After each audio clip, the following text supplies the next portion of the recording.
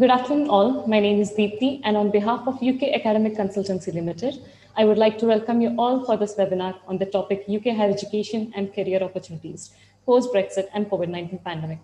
Now, I would like to hand over to Dr. E.L. Nagesh, Principal, Siddhartha Institute of Engineering and Technology, to start the webinar. Thank you.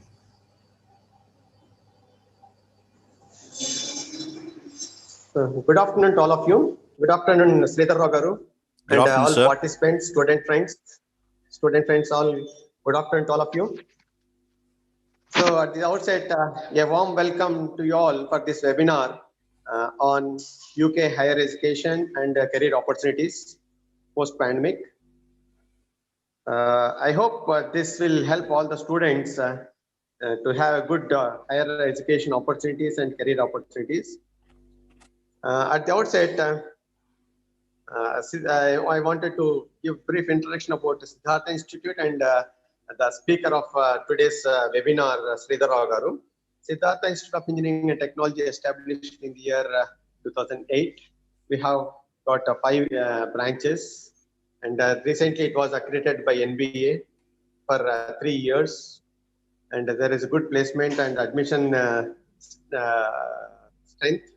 We have got UGC projects and AICT projects this year to the tune of almost 60 lakhs.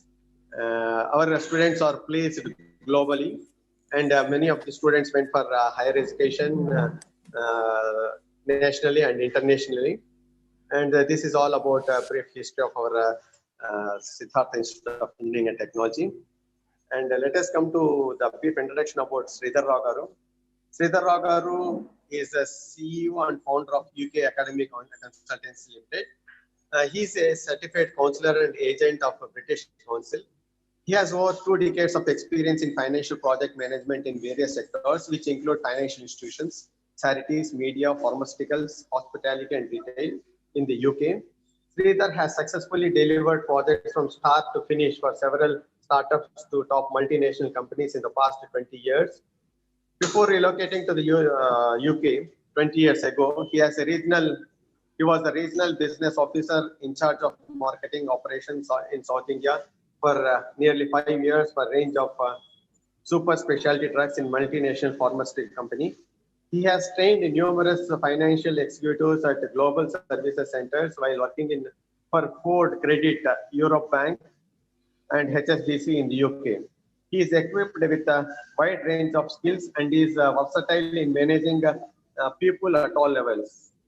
So once again, I invite Mr. Sridhar Garu for this webinar, and with his advices, all the student community will be benefited, not only with the Siddhartha, and it's a worldwide webinar. So I advise all the students to be attentive, and if at all you have any doubts, you can interact and clarify your doubts. Once again, wish you all the best. Thank you. Thank you for organizing this program. And I request Mr. Sridhar Garu to take over. Thank you, Dr. Nagesh. Thank you so much, sir, for a wonderful introduction.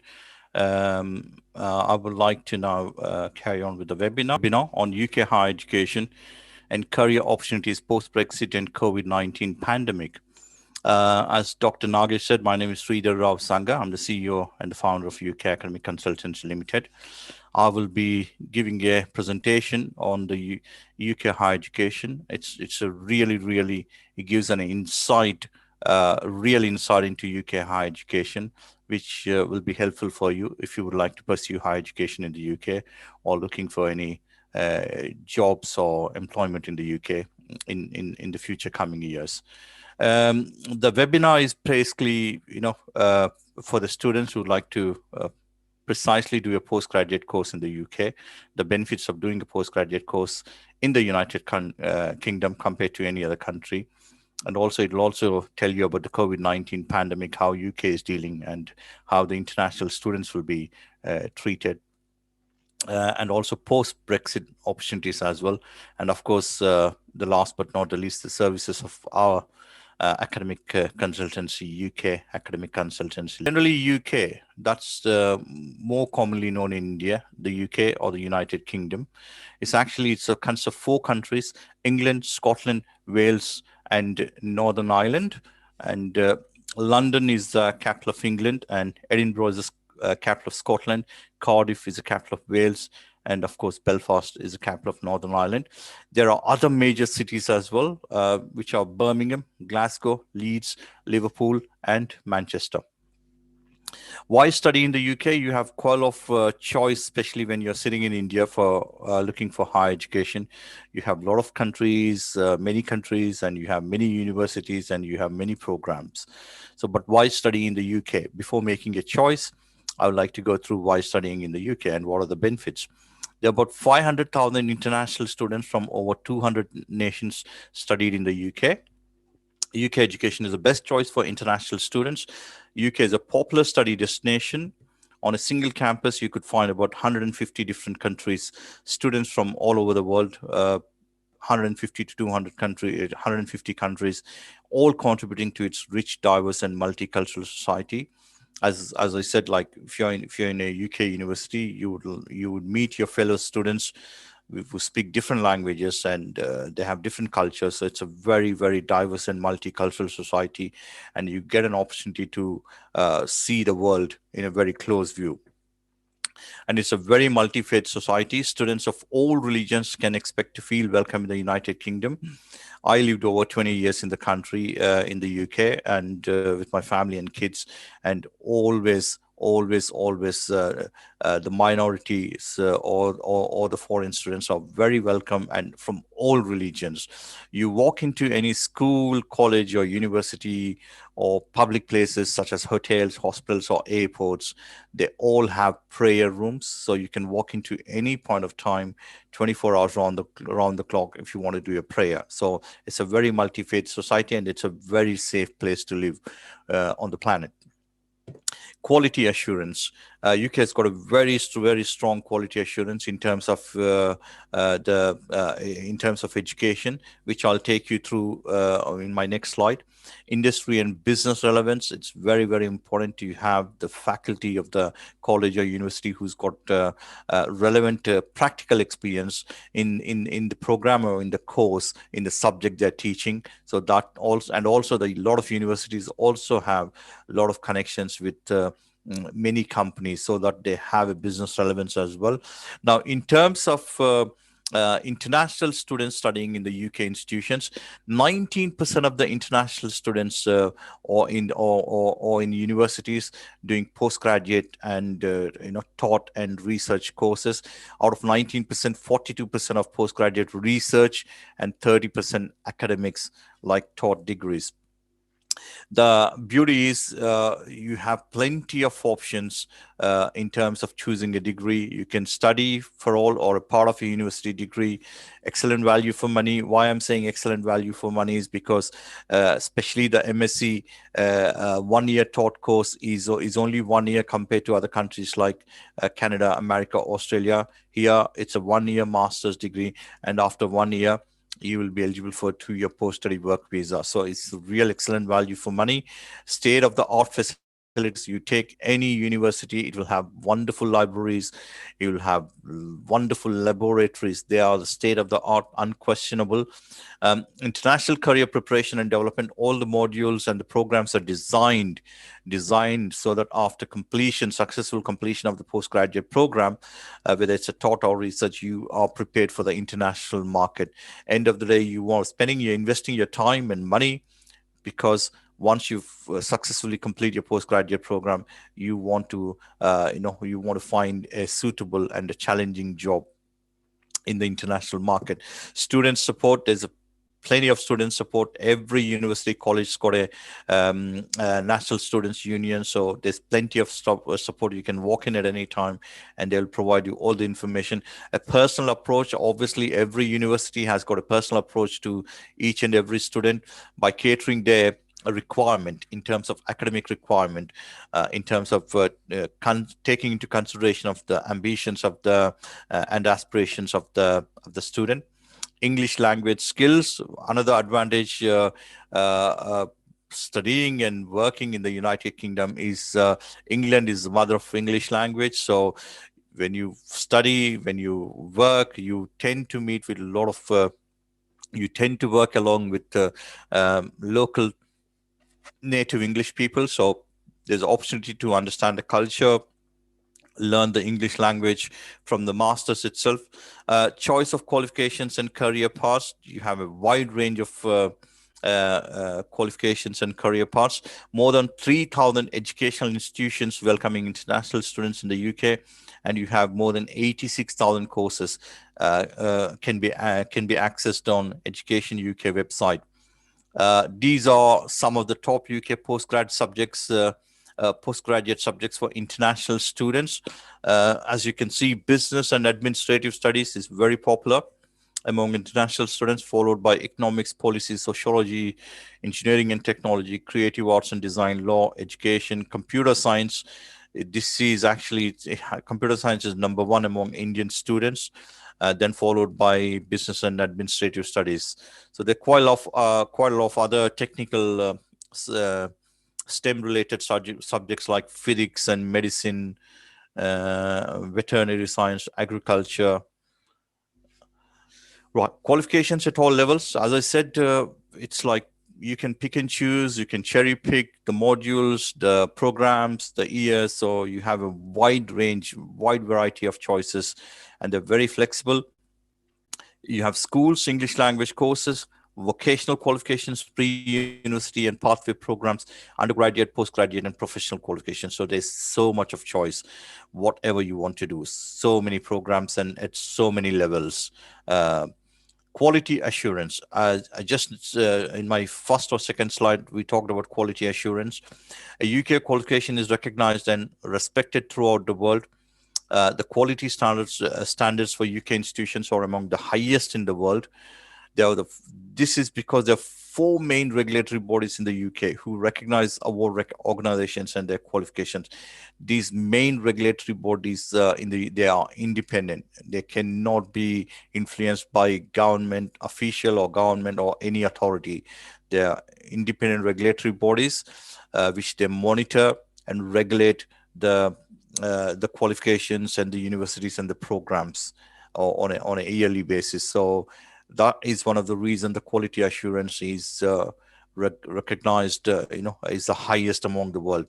Now, regulatory body is Ofqual, which is Office of Qualifications and Examinations Regulation, which is basically regulates qualifications, exams, and assessments in England and vocational qualifications in Northern Ireland.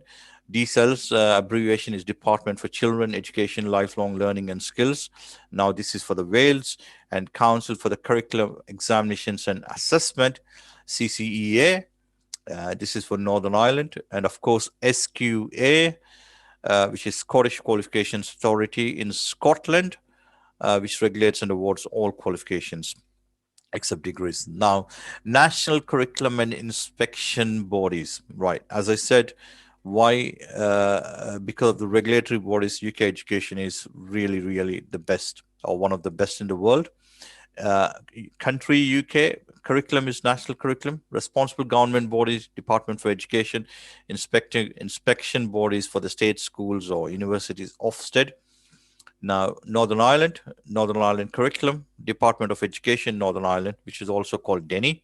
Scotland, Curriculum for Excellence, Educational Scotland. Wales, National Curriculum for Wales, Education and Skills. Right, that is just a brief about the UK regulatory bodies. Now we'll come to the main subject, especially which you have to pay attention here. Why choose the UK for postgraduate degree? As I said, why United Kingdom? There are so many countries, Australia, America, Canada, Singapore, might be a couple of countries in Europe, Germany, Italy, but why the United Kingdom? Right. One, there's so many factors I could say why you have to choose the UK. Quality of education is the topmost, especially when compared to other countries and other institutions. A well-renowned research base, UK is famous for for its research base. As my first slide said, out of 19%, there's about 40% or do postgraduate research degrees in the UK. That clearly proves how renowned research base UK has got. Industry and employer links and relevance. Every university is associated with with the relevant industry and with the relevant employer links. So after successful completion of your post graduation, you already are exposed to those employers, so that in future, if there are any job opportunities, then you have a first-hand approach in terms of approaching that employers. And highly focused shorter courses, as I said, MSc and MBA courses. Some of the MBA courses are only 1 year full taught. So after 1 year, you'll be in the job market straight away. Now, support and investment, you have plenty of support from there. A lot of in terms of support, there are a lot of scholarships available. Unfortunately, a lot of Indian students are not aware of it, but there are plenty of scholarships offered by the UK government and also the charities as well. And of course, the universities, they have their own scholarship for merit students, which I'll take you through in my next slide. Career progression, of course, all the programs, most of the programs, or pretty much all the programs are designed, the modules and the programs are designed so that you have a career progression. Innovation and creativity, UK, even though it's a very small island, it's known for its innovation and creativity. And one of the main reasons why UK at this point of time is 2-year post-study work. UK government has recently allowed any student who is doing a postgraduate degree for 1 year full taught or research from September 2020 intake.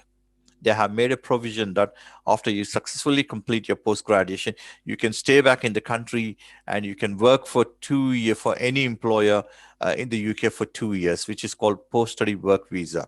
So you will be eligible like any person in the UK, and you can apply for a job to any company, and you can get a paid job anywhere between £25,000 to £35,000 per annum. And that's for 2 years. And in terms of how much you earn, it all depends on how much you've scored in your postgraduate, and have you got any relevant work experience, and of course your skills. So it's that is the biggest advantage. You should now prefer UK compared to any other country. Prior to September 2020, any student who has come to the UK has done their master's, MBA or MSc course. There was no provision for 2-year post-study work. After completion of the postgraduate degree, they were asked to leave the country in 2 to 3 weeks, which was quite harsh, because I understand a lot of you spend a lot of time and a lot of money in pursuing the post-graduation. And after that, if you don't work and if you don't have work experience in that particular country, so that is a bit of disadvantage UK had.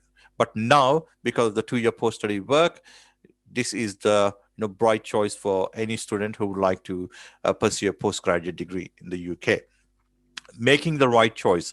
Now, postgraduate is another challenge, postgraduate degree or postgraduate program, because you have to make the right choice, because as I said, you're spending a lot of time and investing a lot of time and money. Especially postgraduate study is very intensive, and it's very intense. It challenges the student's intellect, academic ability, time, self-management, passion for a subject or research area. A lot of people, why you would like to do a postgraduate degree? There's so many choices. So gaining entry into profession. You want to gain entry into a profession. You think you have done your engineering or degree, but you want to gain into a specific profession. Then master's postgraduate is a good choice.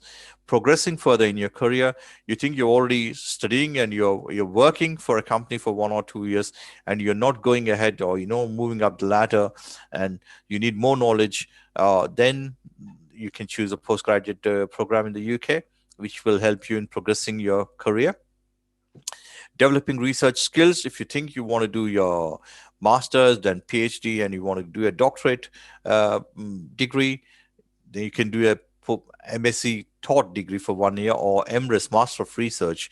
So you have plenty of choice there as well. Further specialization in a particular area. You think you're working in sales and marketing, you want to further develop your skills in a particular area, then you have postgraduate programs in the particular subject, whether it's a sales, marketing, or anything like finance or economics or business. Changing their career or occupation. You probably think you have done a degree, right? And you're not happy. You want to go in a different field. You want to choose a different career. So again, you have plenty of opportunities, plenty of programs, which obviously gives you an opportunity to change your career path. You think you're doing finance, but you want to do IT. You think you want to do IT. You're doing IT. You want to do change into finance. So you can always pursue a postgraduate program so that you can change your career before it's not too late. But again, saying that it's never too late to study. Right.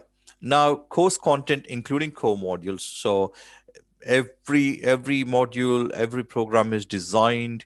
The course content is obviously regulated by the Ofqual, one of the rigid regulated bodies. And also you have core modules and you have optional modules.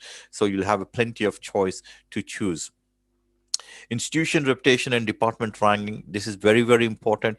Whenever you choose a program in a university, you always have to see how is the university, what are the resources, what are the how experienced is the faculty, and what are you getting out of it, and also department ranking. Sometimes you may think you're in one of you have got admission in one of the top tier universities in the UK, but if you look at the department, that department may not be that experienced. So you have to strike a fine balance. And sometimes you find there's a university out of top tier university. It's not a top tier university, but one of the department, economics, is very strong because they have senior faculty, experienced faculty. So it's basically, when you make a decision, you have to see all these things.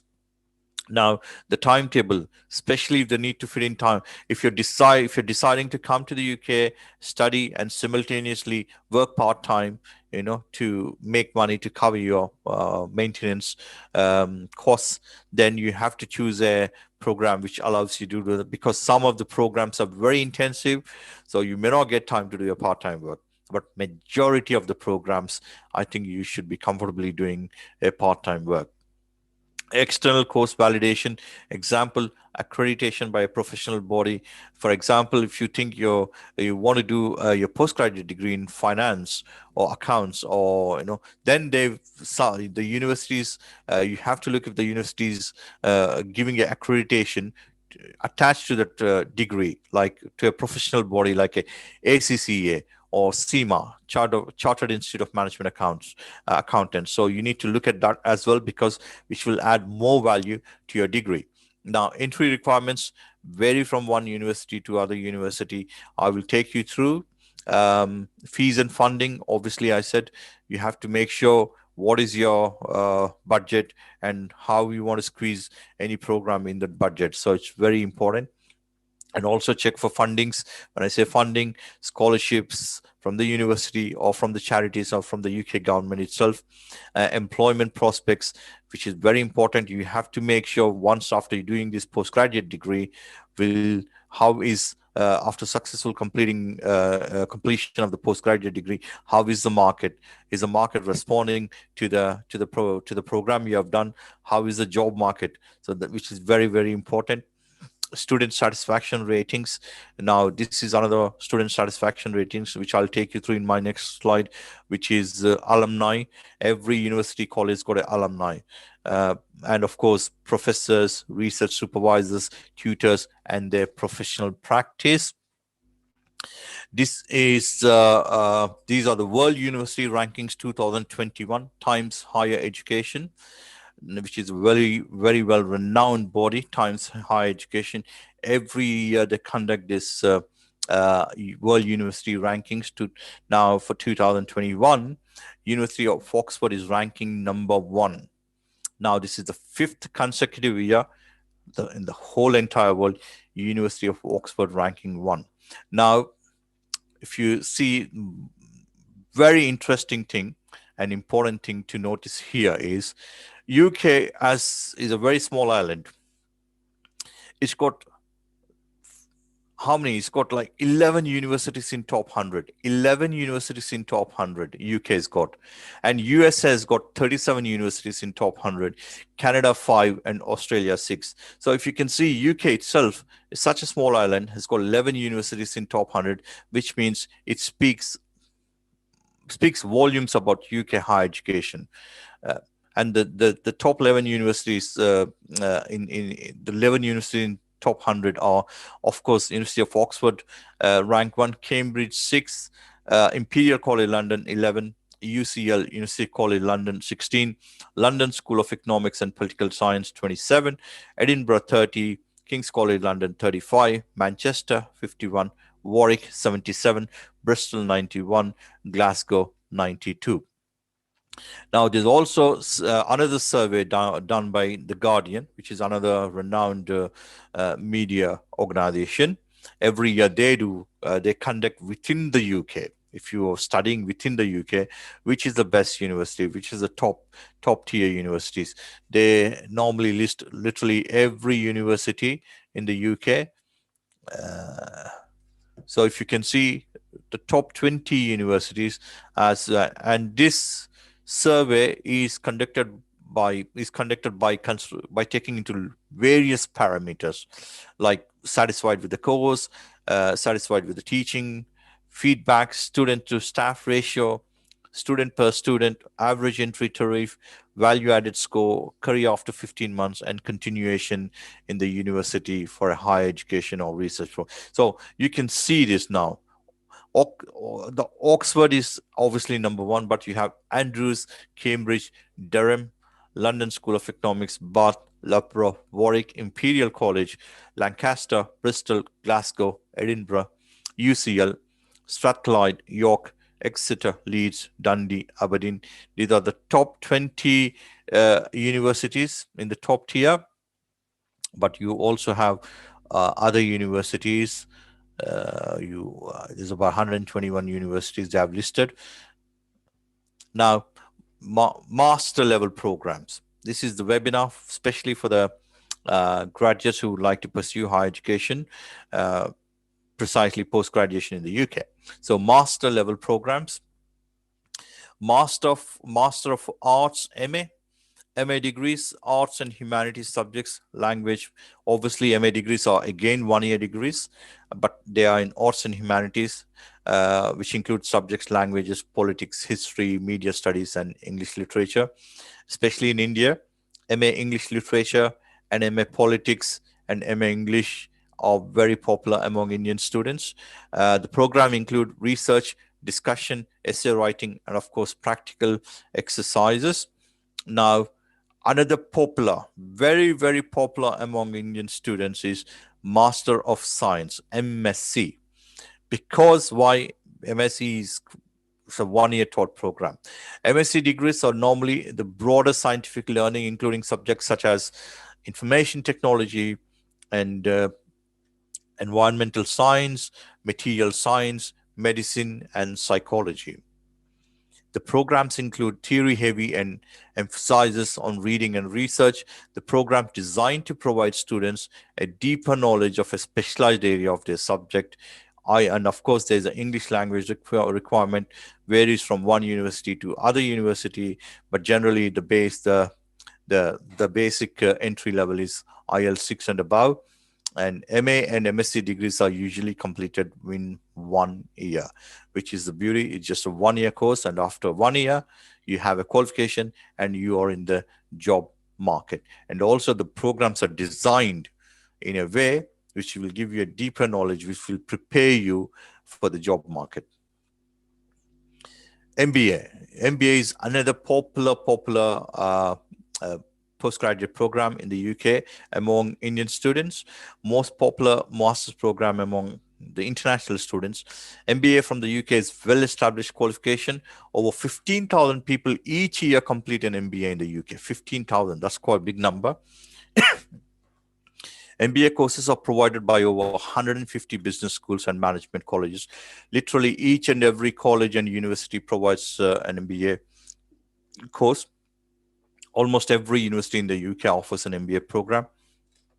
It is an intensive and challenging form of taught postgraduate course, practical and hands-on. It's very practical, and also business relevance and industry relevance is there. Operational management, business strategy and planning. Uh, the beauty doing MBA in the UK is you lead a team. It's very practically oriented. You are given a team and you are given a project, and you have to lead the team, and you have to finish the project, understand and analyze financial reports. Whatever MBA do, whatever specialization you're doing in the MBA, you will be given a understanding how to analyze financial reports. When I say how to understand financial reports, because you will be probably the future uh, uh, directors or CEOs or business managers or senior positions in a company. So you need to understand how to analyze financial reports like a balance sheet or P&L, profit and loss, or income statements or cash flows.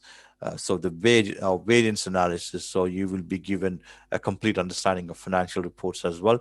Case studies, real world examples. For example, they'll take a bank as an example, which has gone bust few years back in America or in the UK or in the world, and you will have to do a complete case study about it, a real insight why the bank or the global company went bust, which started a big recession a few years back now, which is the real world examples. Dissertation or work-based project. Some MBAs are obviously dissertation, and some MBAs are work-based projects. Many courses offer work placements. MBA is normally 1 year, or some of the universities offer 2 years as well. 1 year is a 1 year full taught, and 2 years is normally 1 year is a full taught, and the second year is basically a placement. Assessment is by formal exams, essays, and individual and group activities. IELTS, as I said, MBA, the English language test requirement is a bit high because MBA is a very challenging program. So that's why they're asking, instead of 6, a lot of universities, their requirement is 6.5. Most full-time MBAs in the UK can be completed over 1 or 2 years, depending on the course, and are designed for students from any area of employment. The Financial Times FT Global MBA rankings reported that MBA graduates could expect average salary increases of between 55% and 111%. So that clearly shows why MBA is so demanding and so popular among international students. Sorry, baby.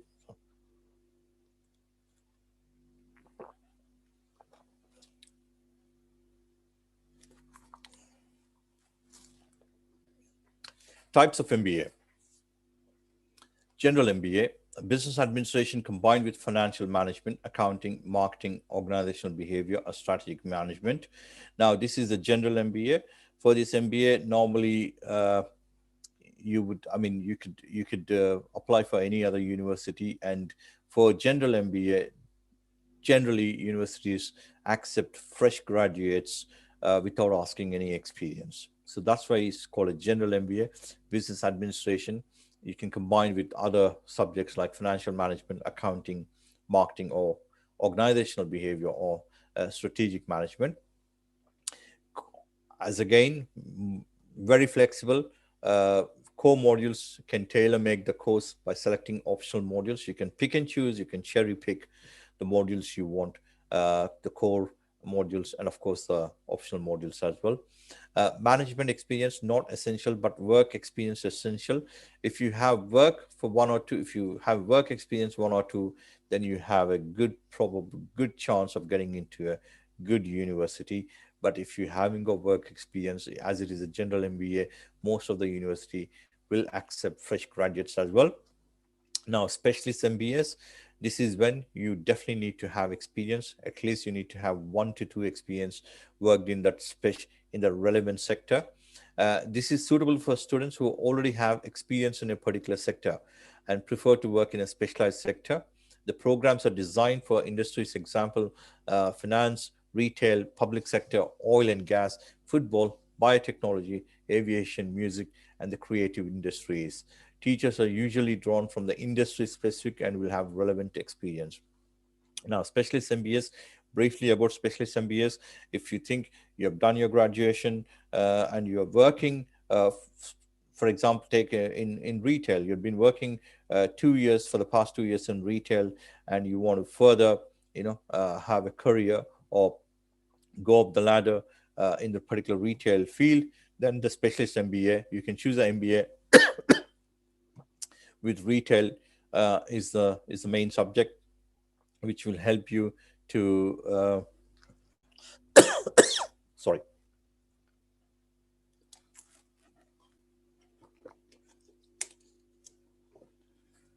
So which will help you to improve your career, because you want to improve your career in that specialist sector. So this is where specialist MBAs are helpful and useful. Now, executive MBS. Now, executive MBS is precisely for senior people, at least 5 to 10 years of business experience, essential, whether you're running your own company or you're working for any other company. But 5 to 10 years is the experience required, and is more suitable for mid-level and senior level executives or managers who are looking towards leadership roles, or the boardroom senior positions. Research degrees. Now, they are 1 year taught research degrees. Again, very popular among Indian students, or MA, MSc by research, which is it's generally a 1 year research program. And of course, after completion of MA, MSc by research, again, you'll be eligible for 2-year post-study work visa, just like the 1 year taught MSc programs or MBA program. Generally, a 1 year research program, dissertation of 15,000 to 14,000 words required. The thesis should present some original research, but not to the same level as PhD or MPhil. Now, Master of Research, MRes, specially designed to give students training in research as a preparation for a PhD or for a research-related career in the industry. Strong focus on the development of research skills. Master of Philosophy, MPhil, research program extending over 2 more years. This is very intense. Master of Philosophy, thesis or dissertation of 50,000 to 70,000 words required. The thesis must present original findings, your own original findings. Now, popular 1 year full-time UK postgraduate courses. What are these courses? These are the popular among international students. Of course, MBA, and you have various MBAs, business administration, accounting and finance, global banking, HRM, IT, marketing, healthcare, and MSc as well, very popular, like computer science. You have internet engineering, and you have business with HR. You got human resource management. You got finance and banking. You got FRM, which is again coming up.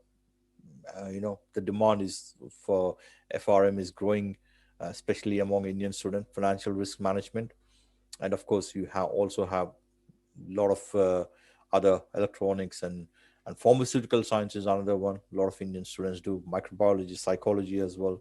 So these are popular 1 year full-time UK postgraduate courses. Scholarships and funding. There are a number of scholarship schemes run by the government, charities and other organizations. More inquiries at the country's Ministry of Education and the local British Council office. Below are the global schemes. Now, one thing I would like to say about scholarships and funding is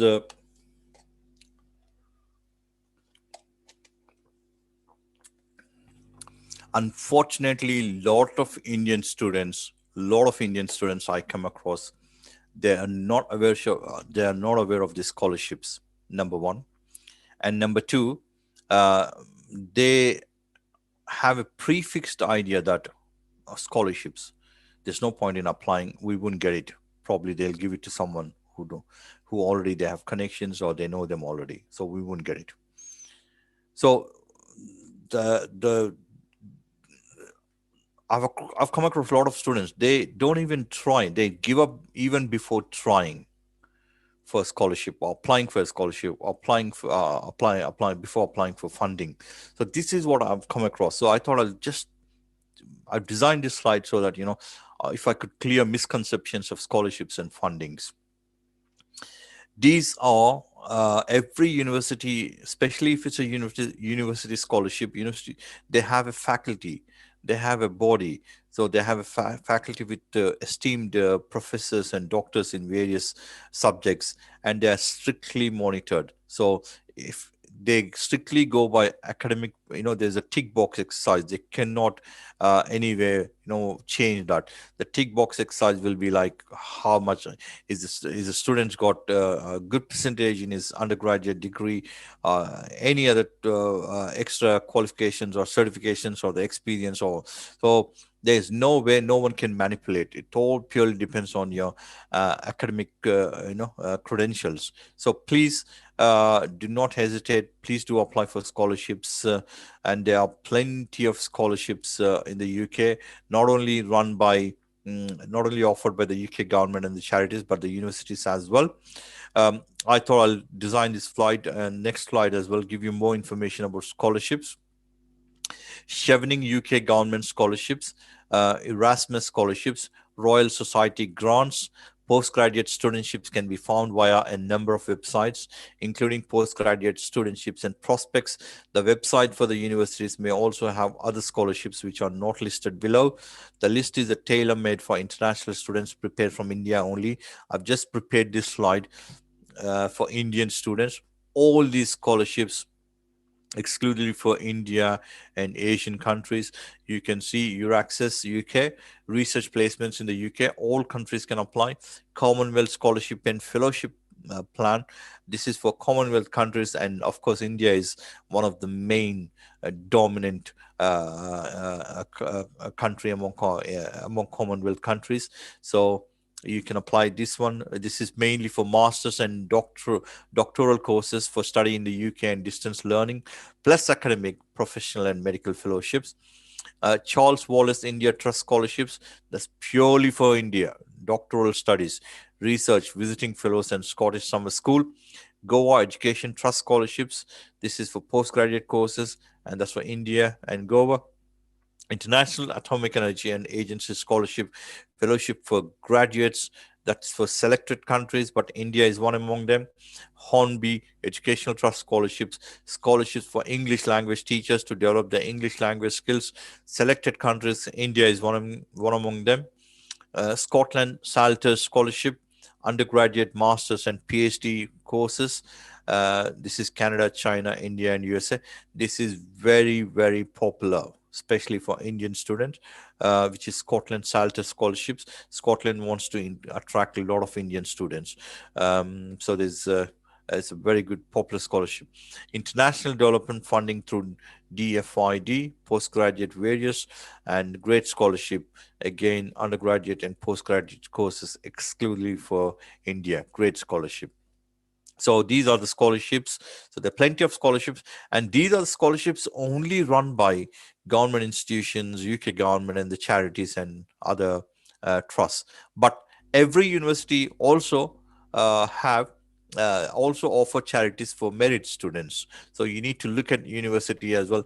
You could get if you got good percentage, if you got a distinction in your engineering or in your degree, there's a possibility you could get anywhere between £3,000 to £5,000 a scholarship, and which will be awarded, like, deducting from your year tuition fee.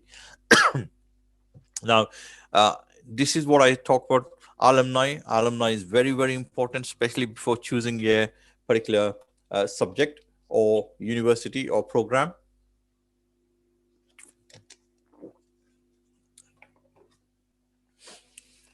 Alumni are graduates of UK universities and colleges and ambassadors for their UK education. Alumni are an excellent resource for prospective students in choosing the university. Every UK institution will have alumni associations and alumni teams whose responsibility is to build and maintain their networks. Each university will have alumni resources such as videos, case studies, which will allow students to experience firsthand the challenges which faced previous students during the experience of UK education.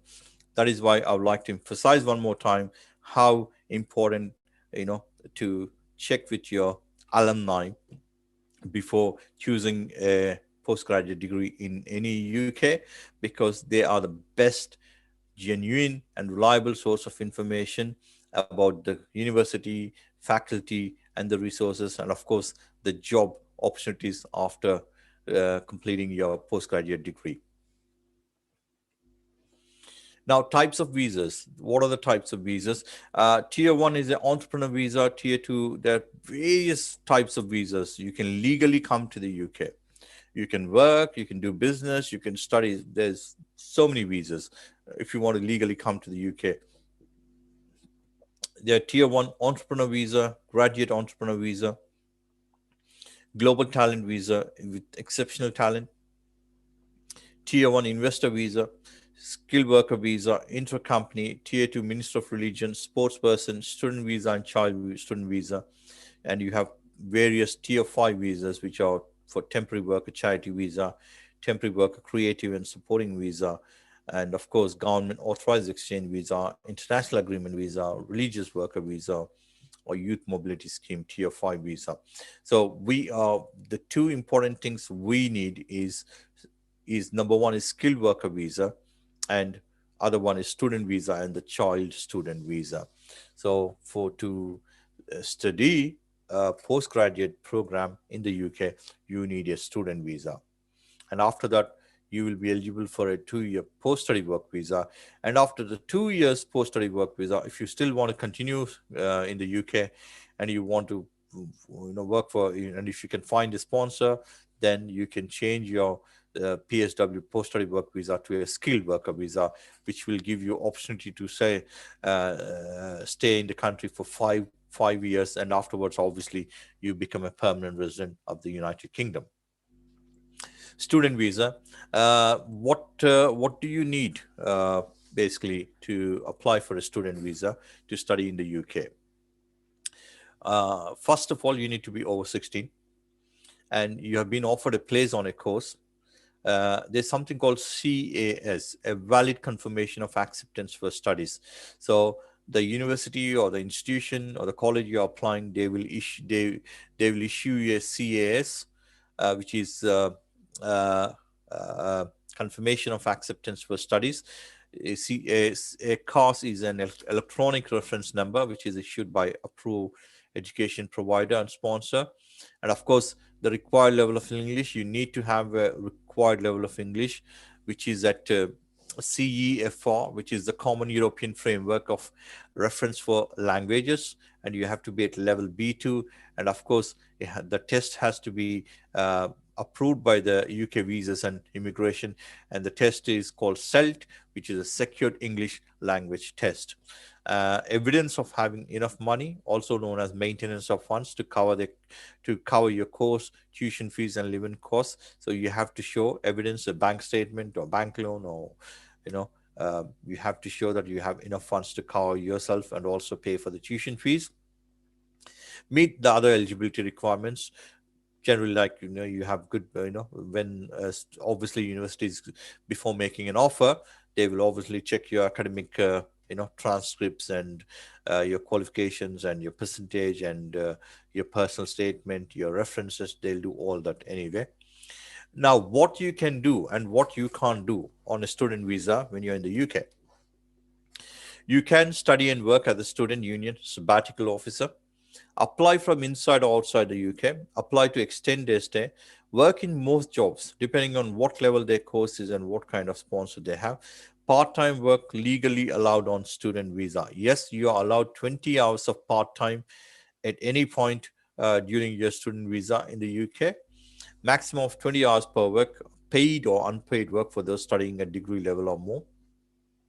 Majority of the jobs are paid work, like in retail or hotels or in hospitality sector or retail, in terms of retail, finance, hospitality sector, or any other sectors, in sales or marketing. You get paid work, absolutely no doubt about it. um, be sure, be it's a guaranteed paid work, 20 hours. You have plenty of jobs. But For example, you're choosing more creative. You think I need experience in this creative field. So for some of the industry, probably if you want to go and you're working in a film project, you're working in music, film, or some of the creative industries, uh, then you may find work, but you will probably be not paid because you just want to have some experience. But in general, most of the sectors you get paid work. Now, full-time work is allowed during vacations, which is another good thing. During holidays, you can work full-time, and the full-time work is normally 40 hours per week. So you can work full 40 hours during vacations.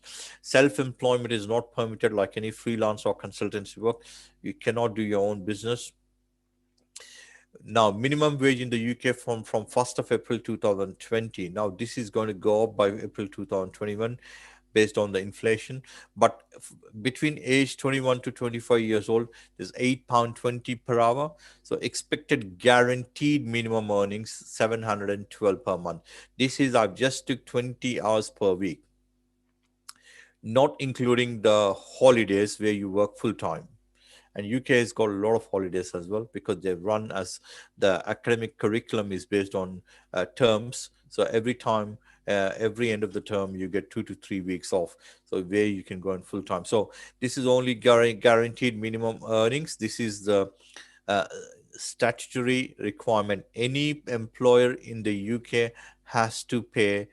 If they offer you a job, they have to pay £8.20 per hour, whatever job you do. That is the minimum, right? And that is the statutory pay. And every employer has to abide by that.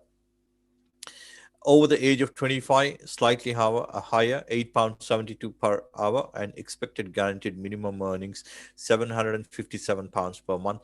Now, saying this, if you work full time during holidays, easily you can earn on a month at least £1,200 a month, which will be more than enough for you to cover your maintenance funds, pay for your rent, bills, and food, and also accommodation, and also you can have a bit of entertainment. You think recreation is important. You think once in a week you can go and dine in a restaurant, or once in a week you can go and not to like to go for a cinema or theater. So you anyway you can comfortably earn £1,200 a month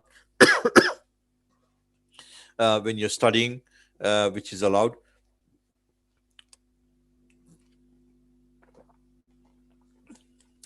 Now, what you can't do while you're studying, you will not get any public funds. Like when I say public funds, you cannot use job seekers allowance, or you cannot seek accommodation allowance. So these are public funds, mainly accommodation, job seeker allowance, or some other like child benefits or things like that. So you're not allowed work in certain jobs. For example, professional sports person or sports coach, you're not allowed, because sports industry is another thing. Sports coach is another thing which is extremely competitive in the UK.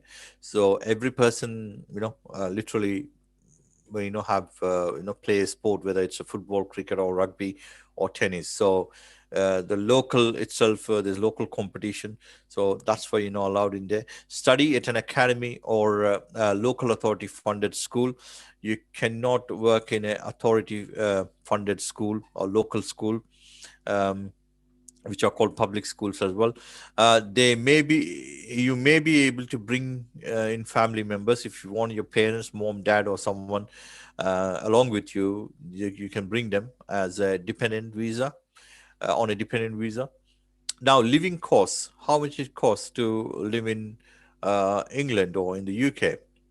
Now, if you're in London, you need £1,334 a month, and if that is per annum, £12,006. So before applying a visa, you have to show to the UK Visas and Immigration, or UK Immigration Consulate, saying that you have enough funds for 9 months, to cover yourself, to cover your maintenance requirements. So this is one of the mandatory thing you have to show before applying for a student visa. If you're not in London, if you're outside London, if you want to study elsewhere in the UK, then it's slightly less. It's £1,023 per month, or £9,207 for 9 months you have to show. But my experience, or anyone's experience of hundreds and thousands of students who have come for the past decades in the UK, is all they do is they come, they study, and simultaneously do work, and they cover the maintenance funds. So majority of the Asian students move to private accommodation after 1 month to save money.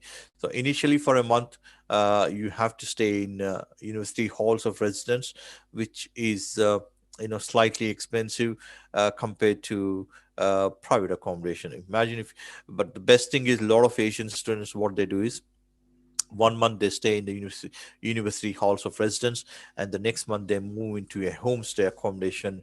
They'll find a family, and they will share a room with a friend, or they'll share a room with a family, with the homestay accommodation people.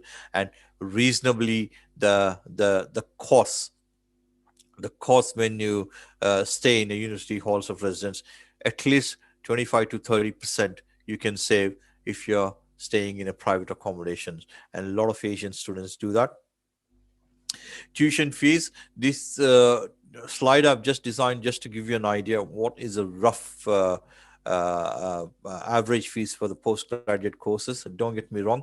Uh, Classroom is 15,000, MA laboratory, MSc Science and Engineering 17,500, business MBA 20,000, and research MRes or MPhil. Now, again, MSc 1 year taught degrees, the tuition fee starts from £13,000. I've given you average because there are top tier universities which they shall probably charge you 17, 18, 19,000 pounds. So, but this is average I've done. So do not panic, because if your budget is like it anyway, a MSc taught program will start from £13,000, and it could probably go up to 18, 19,000 pounds. But again, you also have a scholarship from the universities for 2 to 3,000 pounds. So roughly you're looking anywhere between 11,000 pounds or 12,000 pounds for the tuition fee. Now, I'm just comparing, like in terms of how much if you're doing an MBA in India. What about this top colleges in India, top tier colleges? How much they're charging? This is just for your information. Some of them even charge 14 lakhs, 10 lakhs, 17 lakhs, 19 lakhs.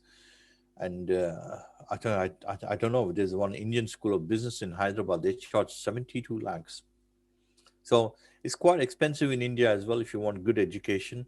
So, and MSCs are slightly cheaper in India. If you can see, 2 lakhs, 3 lakhs, 4 lakhs, 6 lakhs, and they even some charge 12 lakhs and 16 lakhs. So the point is, it's up to you. You can judge what you get by spending 12 to 13 lakhs in the UK. What do you get from the UK postgraduate program? What do you get from India? The advantage you have in the UK is you can study in one of the best institutions, universities in the world, and at the same time, you can work simultaneously, part-time. You can do part-time work simultaneously. And after you complete your post-graduation, you get 2 year post-study work. You can stay back in the UK and work full-time and get a paid job and work for any employer. So these are the advantages. Now, entrance requirements in terms of qualifications. Taught masters generally for MA, MBA, MEd, MSc 1 year taught masters, they ask you degree in a relevant subject at 2:2 or above. Now, what is this 2:2? It's a UK grading system, which I'll explain you in my next slide. So what they ask you is a minimum undergraduate degree in a relevant subject at 2:2 or above, and of course English language proficiency at B2 level, secure English language test, CELT. And for research masters, it's slightly higher. They ask the grading is 2:1 honors or above, from a obviously in a relevant subject, and of course English language remains the same at B2 level. Now, UK grading system. This is a UK grading system in the UK. Now, few times you would have probably come across the UK grading system. People say, what is 2.1? What is 2.2? What is 2:1? What is 2:2? Now, classification, first class means the mark you're looking is 70%, and OU is open university marking, which is 85%, and equivalent grade is A. Now, upper second class, that's where 2.1, they say. 2.1 is upper second class. So you need to have 60 to 69% in your undergraduate to be eligible. And if some universities will ask you lower second class, 2.2, which is you need to score 50 to 59%. And of course, third class, 40 to 49%. Well, any university in the UK, the minimum is 50 to 59%. If you score less than 50% in your degree or engineering, you will not be able to pursue a postgraduate program in the UK. Now, this is approved English language test I was talking about as per the UK Visas and Immigration. You have IELTS, which is International English Language Testing System, which is very, very popular. Literally every educational institution, every university, every college in the UK accepts IELTS. And IELTS has got 4 elements: speaking, reading, writing, and listening, which I'll take you through in my further slide. Now, other one is called Language Cert, and Pearson is another one, and PSI Service UK Limited. These are the 4 different English language tests approved by UK Visas and Immigration. Now, conditional offer letter and cards from university. So how does the university thing work?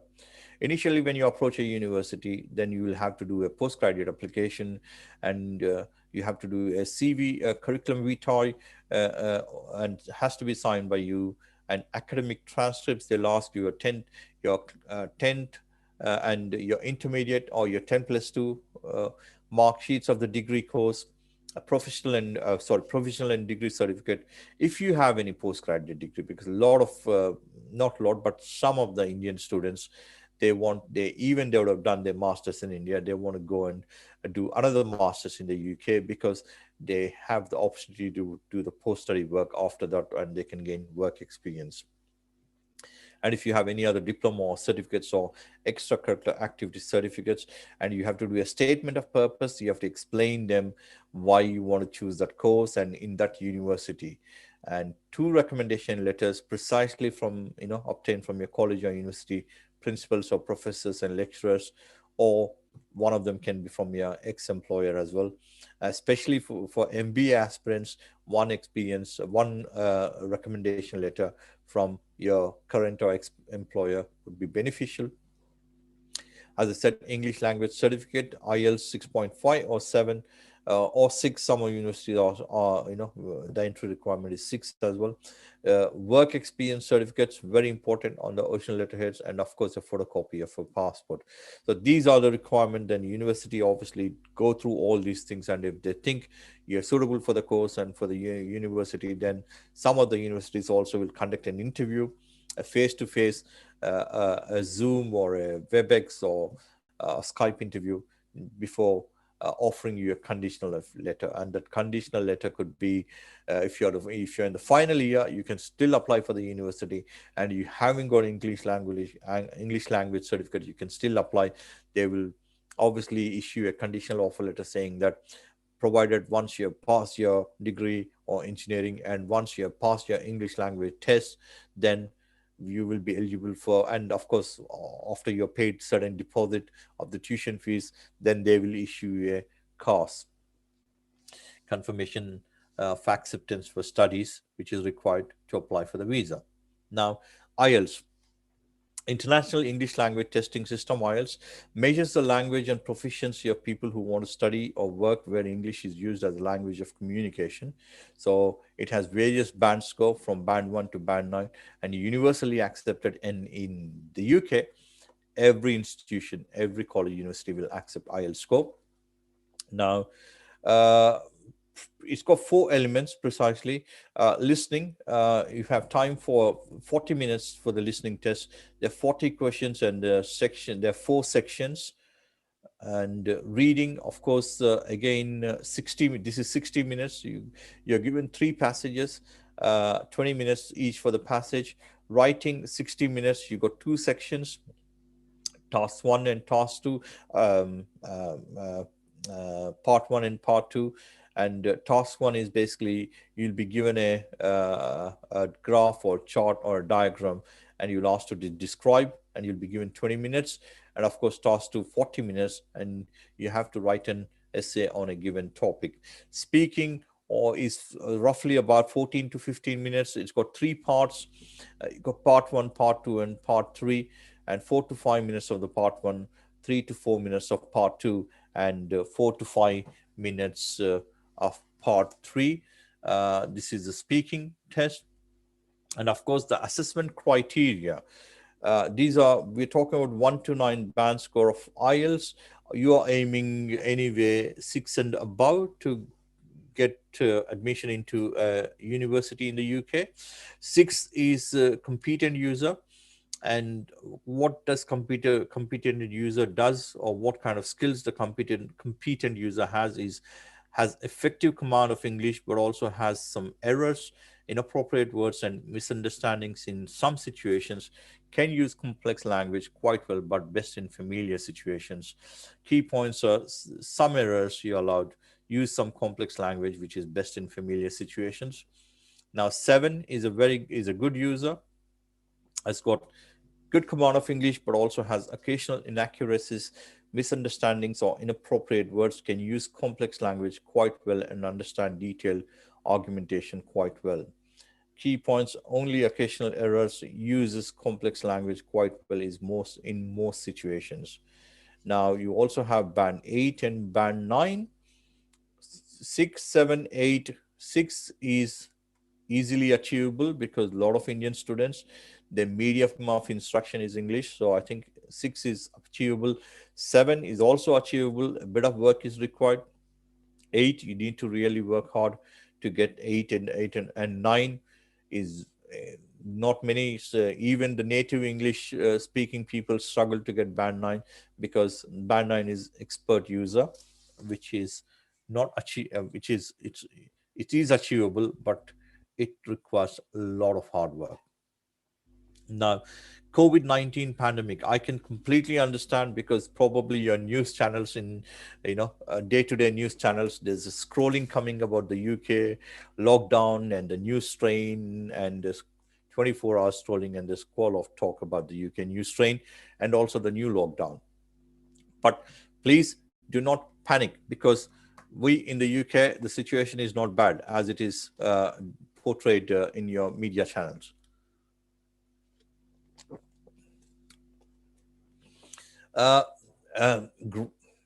MP, Grant Stewart, MP from the UK, he's made an announcement on 6th of August 2020 saying that UK has got National Health Service, which is a health system. So it's available to each and every citizen of the UK, literally free of cost. And they're saying NHS services are available to both domestic and international students. So it is available for international students as well. There is no discrimination. Once you're in the country, you will get the vaccination like anyone else. So please trust me on this one. You'll be very safe in this country, and there'll be no extra charges in terms of testing or vaccines or whatever is concerned. And you have to understand how much the UK has spent a lot of money in terms of getting the vaccine, inventing the vaccine, especially for its population. The first clinical trial of one of the UK's biggest hopes, a jab made by the Oxford University, showing signs that it produces an immune response and safe. And you have to understand how the health is very, very important.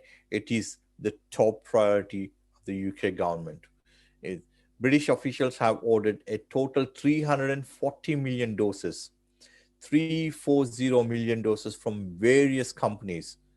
they have already paid, secured the deals for various companies for the vaccines which are going to come out in the future. And UK has got a population of 67 million people. So if you roughly see this, roughly about five vaccines per person. Right. What vaccines have UK secured deals? There's so many. They have companies are working on vaccines, as you guys know. GlaxoSmithKline and Sanofi Pasteur, AstraZeneca with the Oxford, BioNTech and Pfizer, Valneva Livingstone, that's in Scotland, and of course Johnson and Johnson, Novavax, and Imperial College London. So UK government has invested a lot of money and paid for all these research companies, pharmaceutical companies, who can, once the vaccine out, so that UK population gets the first priority. But the good news is now the two vaccines already approved for use in the United Kingdom. UK is the first country which has approved two COVID-19 vaccines to be used for its general public population in the UK, and already a mass vaccination program is underway in the UK. As of last week, actually not last week, couple of days back, so far 1.2 million people in the UK already got vaccinated. Now, the two vaccines is, one is the BioNTech and Pfizer vaccine, which the mass vaccination is underway. Now, of course, the Oxford vaccine, along with the AstraZeneca, which is also in the market now, which is also, in all the NHS clinics and hospitals, and that vaccination is underway as well. So the government is hoping by end of February, they will vaccinate at least 20 million people in the UK who are vulnerable, geriatric people over 60s and 70s, and people with underlying health conditions, and also all the doctors and nurses, and the healthcare workers. So by end of Feb, they put all the resources, government has put all the resources so that 20 million people will be vaccinated. So by April, the scientific community, the scientists and the doctors and professionals are hoping by end of April, things could get back to normal, very, very likely. So UK is determined to eliminate COVID-19 as soon as possible and hit the road back to the economic recovery.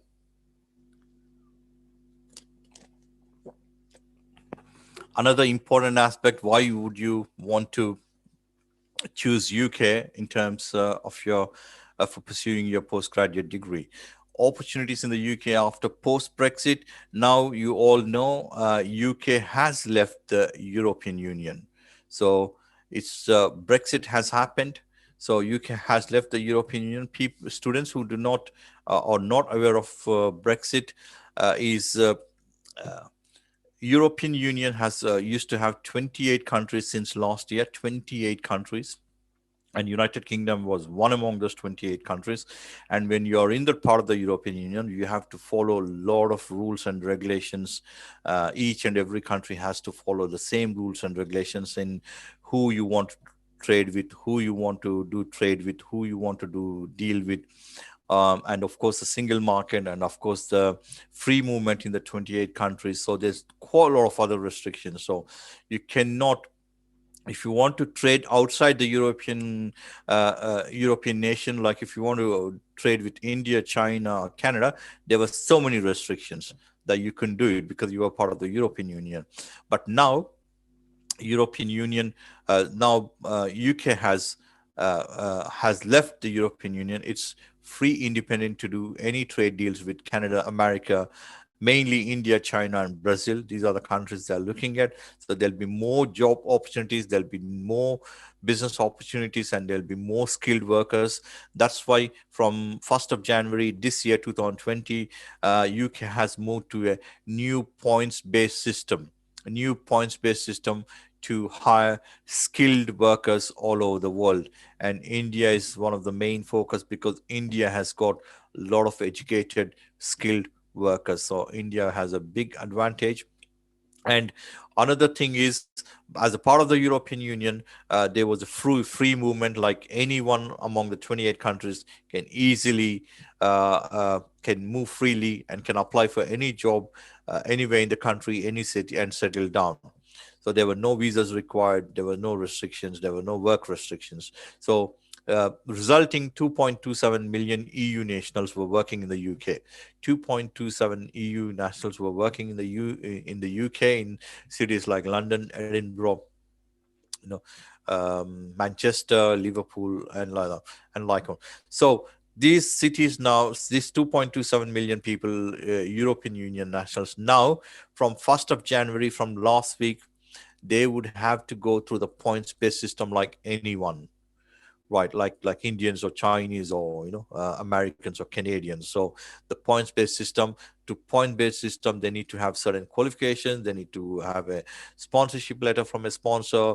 They need to have relevant experience. So one of the advantage for, as I said, India has is because of its skilled workforce, which is another benefit. So once you finish your post graduation, then you have the 2-year post study work visa. Then after you finish your post study work visa, the market is buoyant for you because of the Brexit has happened, and a lot of sponsors will come out and would like to sponsor, the eligible students.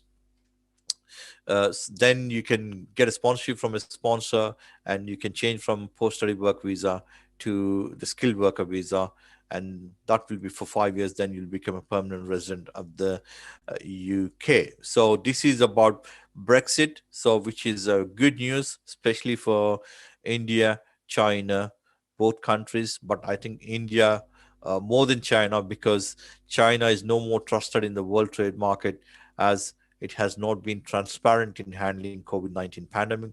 A lot of companies have pulled their offices and businesses out of China because they're not trusting China. And a lot of the governments all over the world, they don't trust Chinese government because China was not being transparent. So the main will be, of course, India. Plenty of opportunities for Indian skilled workers, for Indian students. Right. Why this is a perfect time to study postgraduate course in the UK. Right. As I said, UK government's recent announcement, a 2-year post-study work visa. And of course, after successful completion of postgraduate course, eligible for the 2-year post-study, and you can change the post-study to also a skilled worker visa. And of course, you can become a permanent resident after 5 years on skilled worker visa. Now, fine, this is all about education, universities, and all that stuff, but also you need to strike a fine balance. You also need to have a bit of recreation and entertainment. If not, you will be really bored, just always education. So UK is again the best place, best country placed on in terms of topographical or geographical location on the world map, because it's not part of the European Union. But if you look at the Europe, it's in the main spot of the Europe, so it's easy for you to travel to any city in the Europe. Now, what do you do free time and time away from campus? There are thousands of museums and galleries around the UK, and most of them are free. So you think you have 2 hours in the afternoon, to catch up for your next lecture or next seminar, then you can just go and visit an exhibition in London or in any city. Theaters, there are plenty of theaters. London West End stage is world. It's got a reputation, high reputation worldwide. Any tourist coming to London, they will definitely go and watch a theater show, Western stage show. And of course, creative industry. UK has one of the largest, most diverse creative industry sectors in the world, accounting for 60% of the GDP and employing 2.3 million people. And of course, UK is a home to world-renowned businesses in advertising, fashion, TV, film design, and architecture. Music. There are music festivals throughout the year in many cities. So, if you're interested in music, music and sport is like in the British people's culture.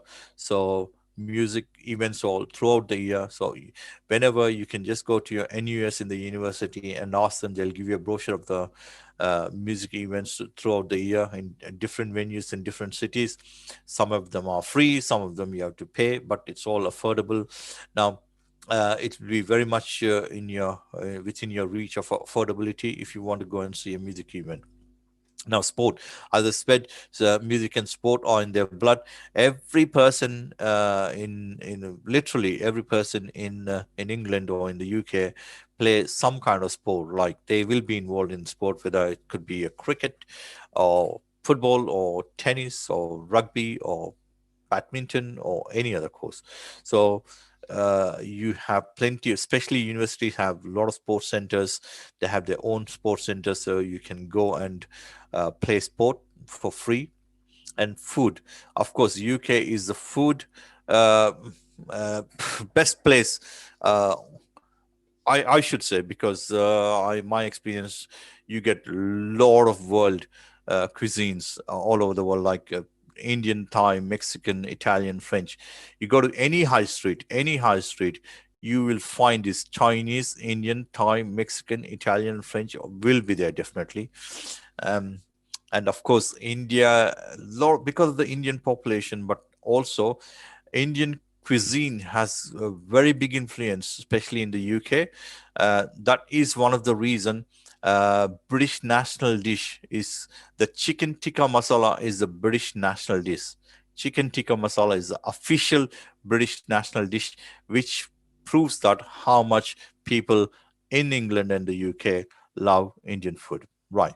Now, time away from campus, if you think you want, not just England or London or cities, but you want to see what's there in the UK, which you may have limited budget, but still you want to go and explore the UK.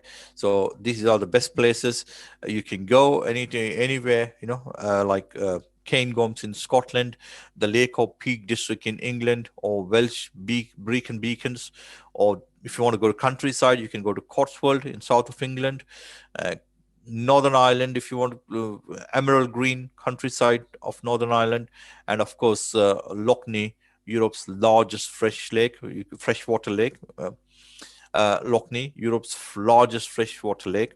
And as the UK, as an island, you have hundreds and miles of coastline to visit. So you can go to Golden Sands of the Cornish coast, and of course the picturesque fishing villages of Scotland and internationally famous UNESCO World Heritage Site, the Giant's Causeway in Northern Ireland. This is all within the UK, and it doesn't cost much. If you have like 30, 40, 50 pounds within 100, you will be able to um, uh, unfortunately, this is one of the thing is the British weather is very, very unpredictable, very, very unpredictable British weather. And on a single day, you could see a bit of sunshine, then drizzling and cold and wind. So, but saying that, it's got four seasons like winter, spring, summer, and autumn, and temperatures rarely fall below -5 degrees and rise much about 32 degrees centigrade. And one of the most noticeable climatic features in the UK is long summer days and short winter ones. It gets dark by 4 o'clock in December, and of course it doesn't get dark till 10 p.m. in July. And it's something about discover about Europe. You can also easily to travel within the Europe because of its topographical and geographical location. You can take a Eurostar, which is a channel tunnel, and it takes probably few hours from London to Paris or Brussels in few hours. And of course, you also have air travel. There are a lot of domestic airlines which will take you just over 1 hour to go to Manchester to Amsterdam, or Cardiff to Paris, or Edinburgh to Dublin. And you also have a good rail link. This is one of the advantage being in the UK. For example, you're working in you're studying in America, or you're studying in Canada or Australia. To get to come and view these cities like Paris, Milan, Barcelona, or these cities, like, it will take you a few £1,000. But here in the UK, it will probably take you a couple of £100. Comfortably, you can go and visit all these places. Right. This is about our consultancy, UK Academic Consultancy Limited, the UK Act, why you need to choose us and why we are different to other agencies, because we have experienced student liaison officers, academic advisors, and academic coordinators both in UK and India. We are one-stop shop to UK universities. We go through the whole process, interviews through Skype, WhatsApp, Zoom, Teams, face-to-face meeting with students and parents, fill in your application form, prepare your personal statement, verify the references. We will do a professional CV, and of course, our experienced academic advisors who are renowned professors, they will advise the students and guide the students to the university and of course the program they need to choose. We also provide document verification, which is via Futerium and blockchain technology. And of course, we provide end-to-end student visa process, uh, conduct mock interviews and preparation of all necessary documents to submit to UK consulate in India. We do not charge any commission from fee or students for direct services. We provide orientation support after arrival in the UK. Of course, we also have offer the UK IELTS intensive coaching, which is 6 weeks. There are a lot of we provide quite a lot of material and classroom based, face-to-face classroom based online, and also we'll provide a lot of materials, and we also conduct a lot of mock tests. So if you're aiming to score, if you want to score IELTS 6.5 and above, you can choose us. And of course the post-study work, once you are here in the UK, after you once you in the process of doing your post-graduation, we will again approach you 2-3 months prior finishing your post-graduation, and we will assist you to find the work in the UK. Right. So please register with us for free consultation, and we'll do the rest for you. One important thing I would like to inform the students is, uh, please, whenever you want, if you would like to pursue postgraduate program in the UK, my genuine advice is go and see a British Council certified agent or council like us or like our company, because it needs a lot of professional work. If looking at your scholarships or doing a personal statement, or doing a CV or getting references, it needs a lot of professional work. So it's better the professionals do, so that they will place you in very good university, with the choice, with the program of your choice. And of course, there's every possibility they will get you a scholarship as well. So this is all about the webinar. So please register with us for a free consultation, and we'll do the rest for you. For more information, you can visit our website, which is the ukac.co.uk. And if you have any questions about this webinar, you think I've gone through very fast and you needed more information, please email me directly at s.sangha@theukac.co.uk. I'll repeat, s.sangha@theukac.co.uk. I will try to get back to you ASAP. And also, please do not forget to fill in the feedback form. There is a feedback form on the link, and please do not fill in the feedback form, because if you give us feedback and if there's anything we haven't included in this webinar, and we can always include, so it will help for the future webinars. And thank you so much for joining, and I would like to hand over to Deepthi now. Yes, thank you, sir. We do have a few questions from the students. Fire away.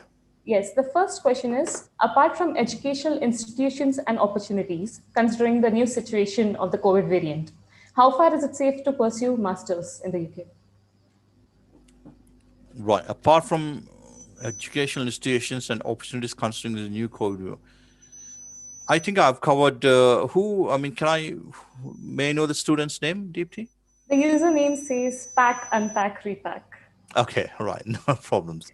Right, whoever you are, and I have covered, as I said, the UK government is the first country in the world who has approved two vaccines, COVID-19 vaccines for the use of general public, and a mass vaccination is going through at the moment. and there's already 1.2 million people go vaccinated. In the next 2 months, by end of Feb, the UK government is expecting that 20 million people will be vaccinated. And educational institutions, what they have done in terms of universities, they have taken all the precautions. They have created bubbles, every 6 students in one bubble, and one bubble is not supposed to interact with the another bubble. So they have created bubbles, and in the university as well, the classrooms are designed maintaining that social distancing, and masks, the free mask available, and of course hand sanitizer, everything is in place in the universities. Trust me, you will be safe. And to be honest, UK is one of the safest place in the current scenario because of the mass vaccination, and also the educational institutions, especially universities, taking a lot of precautions for the students. Yes, thank you, sir. The second question is by Mahindra Reddy. Mm-hmm. What colleges are available for MTech and Masters, and what courses are available in these colleges? Who is this student? What's the name of the Mahindra student? Reddy. Mahindra Reddy. Oh, Mahendra Reddy. Okay. What are the colleges available? Is MTech and Masters. So many. So many. MTech is, what you call, normally a PG degree given in the UK. Master of Technology, you call, in India. But here it's called a master MSc course, Master of Science. It all come under STEM, STEM. So MTech is pretty much the same level as MSc in the UK, and it's a 1-year degree. So a wide variety, a vast variety of courses in mechanical engineering. Mechanical engineering, you got manufacturing, we got IT, you got material engineering. So there's a wide variety of courses available. And of course, if you can, Mahendra, if you can, drop me an email, because this looks like a very generic question, mechanical engineering and, IT and material engineering. But what is your, specific interest? So if you get back to me, what is your specific interest? What would you like to, do precisely? Then I'll be able to provide you more information in terms of specific field of choice.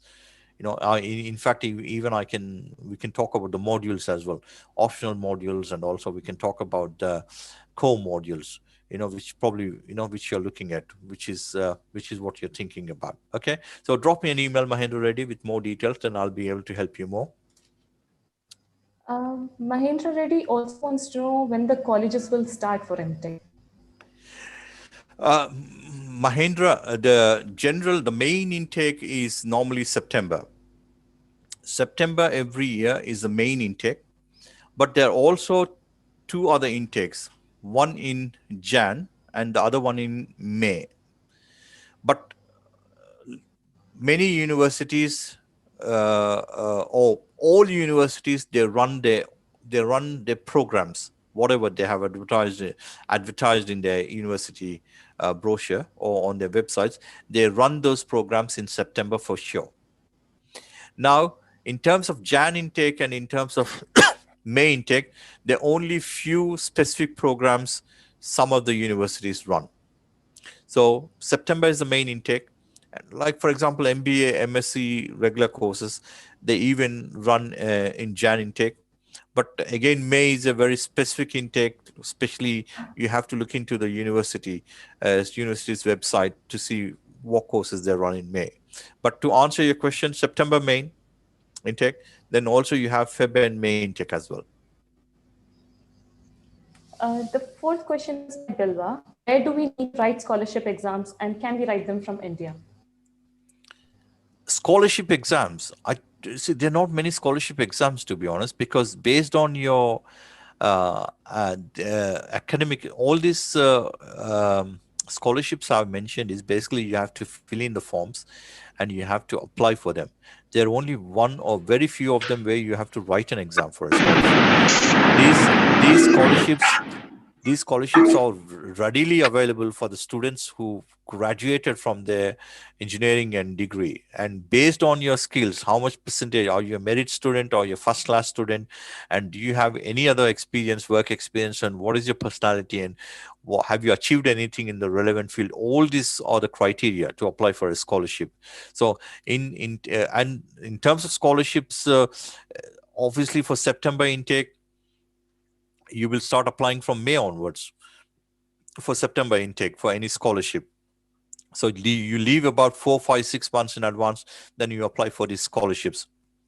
And in terms of writing for scholarships exams, I'm not aware if there not many tests where you have to sit and based on that you'll be given a scholarship. No, these are general scholarships which are readily available for the international students based on your academic credentials and percentage in your engineering and degree. Deepti? Yes. The fifth question is again by Mahindra Reddy. They want to know if they can get a guide till they reach and join any college in UK, so they can ask any questions they want. Can you repeat that, Deepti, for me, please? Can they get a guide till they reach and join a college in the UK? They can ask any questions they get. Mahendra, again, there is a process. Now, once you, in terms of a guide, right? Now, there are different ways how to approach this question, right? If you want to choose a university, right? You can choose a university, education, scholarships, and all. You can, while you're in India, you can register with an approved, what you call British Council or agent, or like you can register with us. Then we can take you through the whole courses and universities and scholarships, and we'll do everything for you, right? But after you get your visa, student visa, once you go in the UK, we will also provide you orientation support in case if you need any accommodation, help with accommodation or sightseeing or part-time jobs or whatever. We can do all that. Now, in terms of guide, the universities will have their own guides. If you got an offer letter from a university, and if you go, and of course you have accepted that the conditional offer letter, then CS letter, then you applied for visa, and if you have obtained a student visa, once you go to the UK, universities will have their own staff then they will provide you a guide, in terms of, and they will take you through the whole university and show you the university and things like that. So every university has got that. But there's also another option, Mahendra, is like, if you want to physically go to England and just you want to see yourself, like, which university choose, what to do, what not to do, then you need to get a short-term visa, like for 2 or 3 months. Then you can go take your parents, whatever, and you can go around and see the universities, and you can decide yourself as well. That availability is then you can have a guide, and then the guide will show you, take you around. So there's various options for you, Mahendra. Again, Mahendra, what I'm saying is you can connect to me directly, and I will be able to assist you in detail. Okay. Yes, sir. Next sixth question is from Ramadevi. Is IELTS exam enough to get into UK universities, or do we need to clear other exams as well? Deepti, your voice is breaking, Deepti. Sorry, could you repeat that? IELTS exam enough to get into any UK university, or do they need to write an exam? Is something like voice is coming, and some of the words are good. Do you say that? You have to repeat again, please. The voice is breaking. Is IELTS exam enough to get into the university, or do we need to write any other exam? For a standard MSc, 1 year MSc degree, or MBA, 1 year, 2 year degree, right? Now, the requirement is that you need to have, depending on the university's requirement, you need to have 2:1 or 2:2 in your degree or engineering. Plus, you also need to have a English language test certificate, and that English language test certificate is IELTS, and normally again it varies from university to other universities. It starts from asking from band 6 to up to band 7, band 8 as well, some top universities.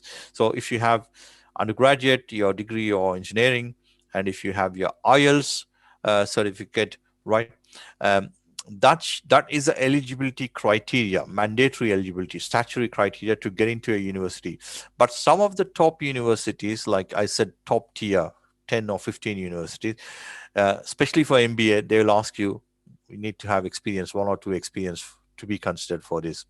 And they will also ask you if you have any other vocational courses if you have done, especially if you're choosing a field like accounts, finance field, or marketing.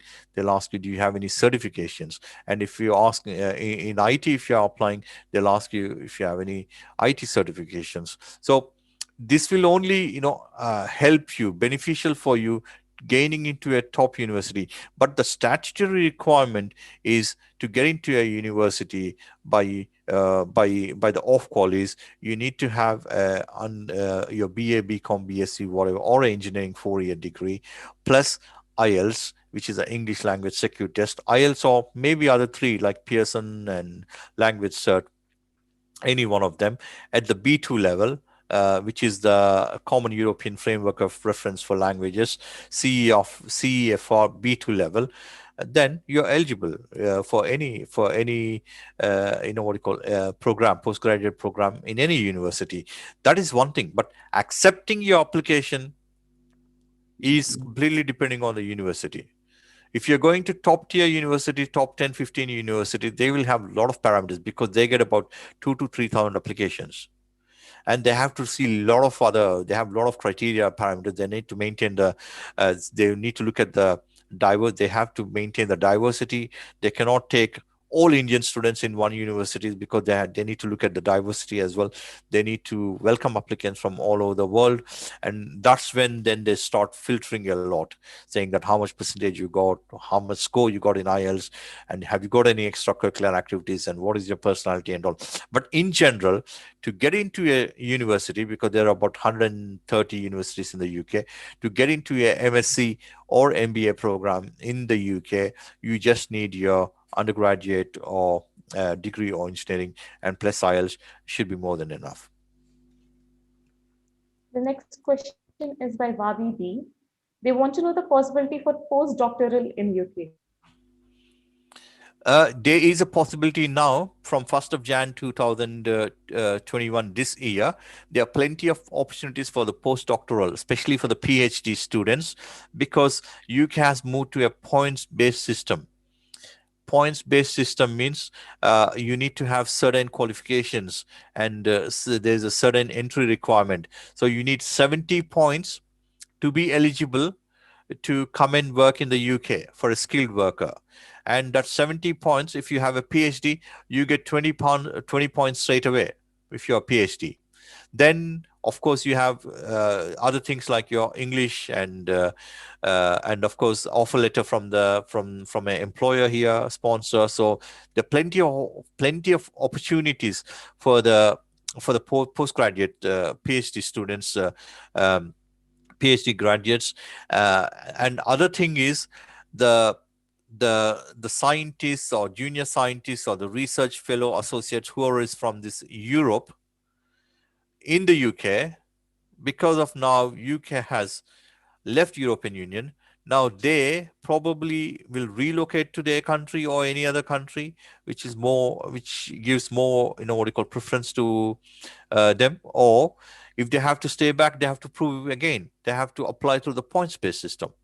So there might be a lot of people who hasn't got a PhD degree and they're still doing a lot of research and scientist job, but they have to go through the points-based system. Points-based system only is extremely beneficial for the PhD graduates because it automatically you get 20-25 marks on that out of the 70 points.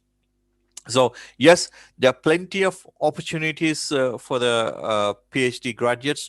So if you have any queries or anyone is interested, please drop me a line, what you're looking at and what is your specialty and what field you would like to work. whether it's a pharmaceuticals or agricultural or veterinary science, whatever.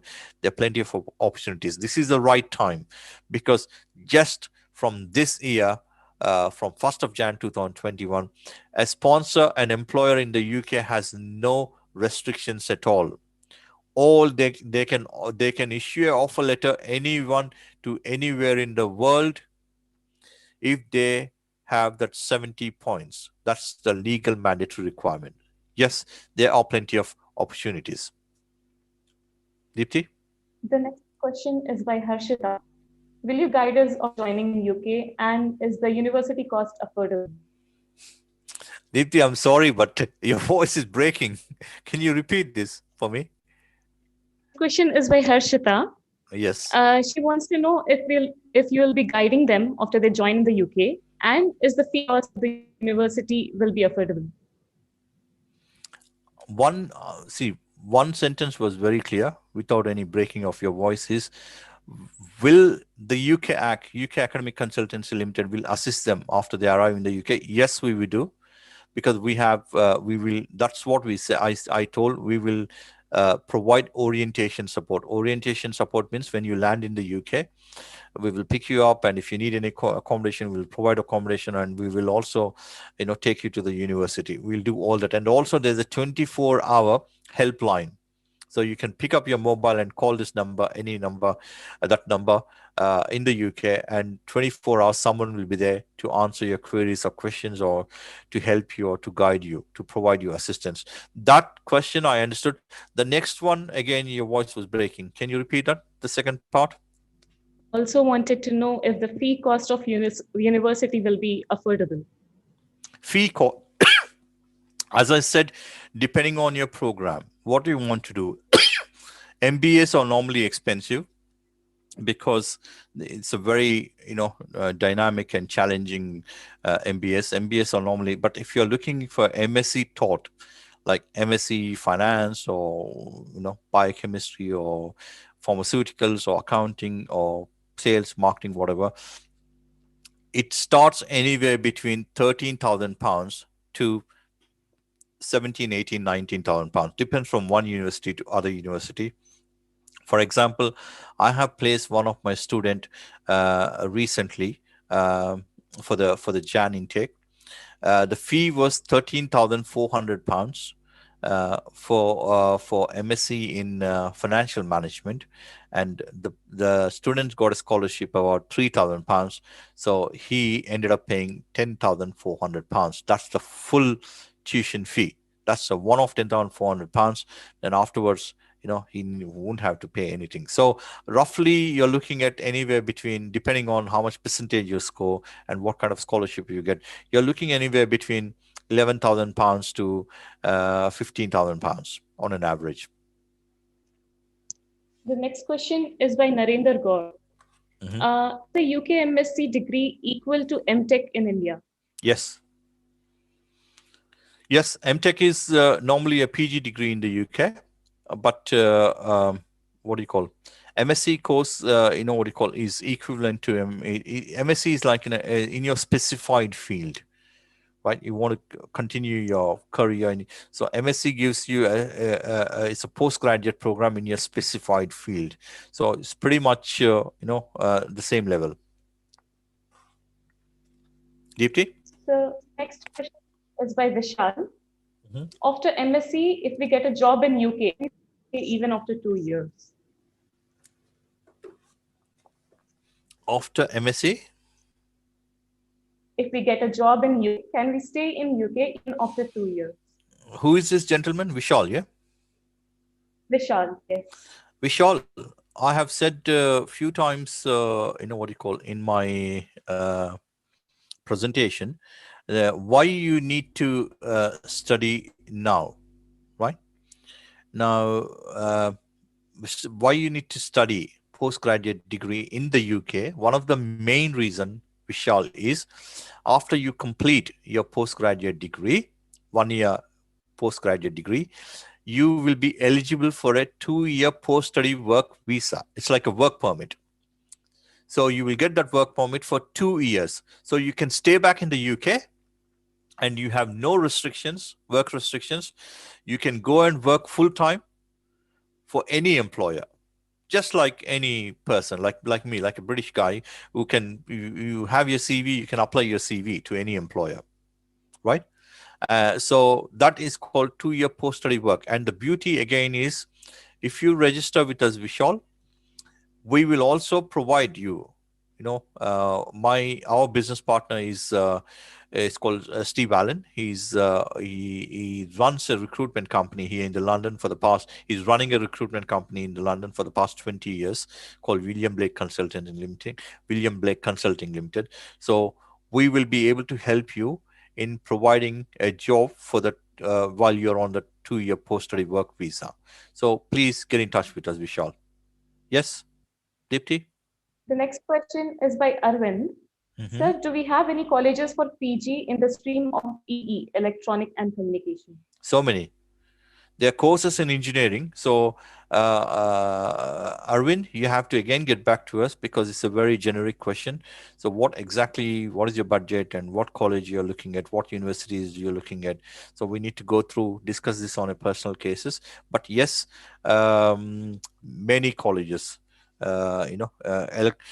electronic and communication is one of the popular programs among Indian students. Sir, Deepti? the next one is by Vocally Vishal. Sir, is there a scope for civil engineering field in the UK? Sure.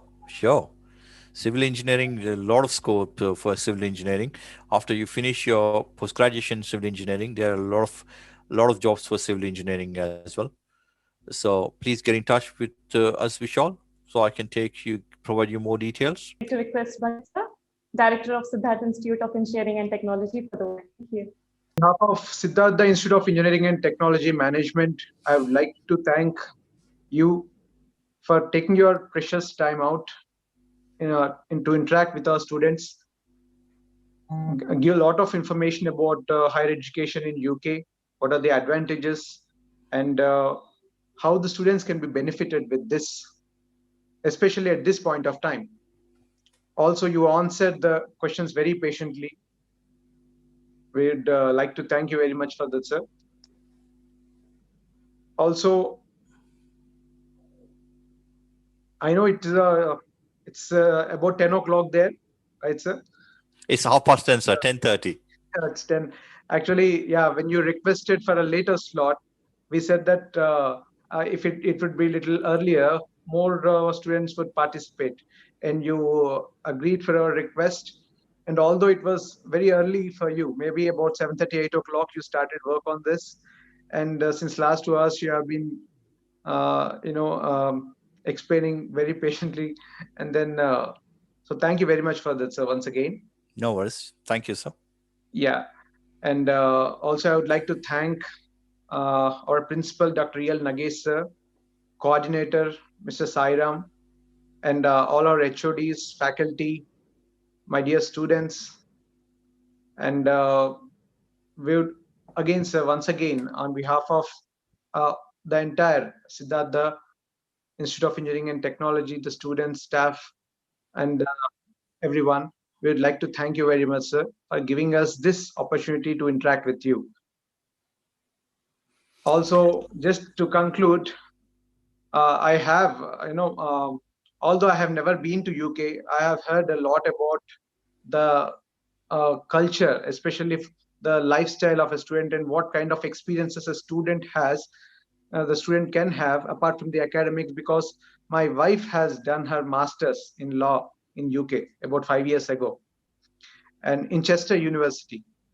So I heard a great deal about UK from her, and I'm sure that any student who chooses UK for their next destination, I'm sure they won't be disappointed, and it will be a great experience. It will be a great experience, not just in terms of academics, but also in terms of interacting with various communities, various cultures, because students from over 150 plus countries, as you have said, study in various universities in UK.